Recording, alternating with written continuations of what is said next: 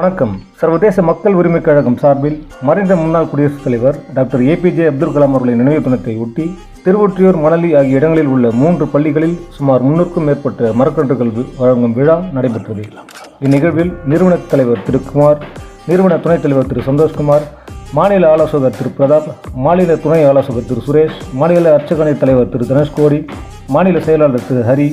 மகளிர் வழக்கறிஞர் அணி திருமதி சுதா, மாநில துணைச் செயலாளர் திரு சங்கர்,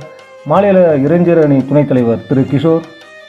மாநில இளைஞர் அணி துணைத் தலைவர் திரு ஆனந்த பெருமாள், மாநில ஐடி விங் தலைவர் திரு ஹரிகிருஷ்ணன், மீடியா யூடியூபர் திரு மனோஜ்குமார்,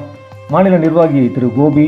சோழவரம் ஒன்றிய தலைவர் திரு சந்திரன், வடசென்னை மாவட்ட துணைத் தலைவர் திரு பிரதாப்,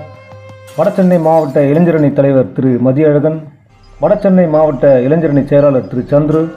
மற்றும் திரு சத்யா, திரு விமல், திரு சதீஷ்குமார், திரு பாஸ்கர், வழக்கறிஞர் அணி திரு ராஜேஷ், சென்னை தலைவர் திரு பாலாஜி ஆகியோர் கலந்து கொண்டனர். ILPR நியூஸ் செய்திகளுக்காக மனோஜ்குமார்.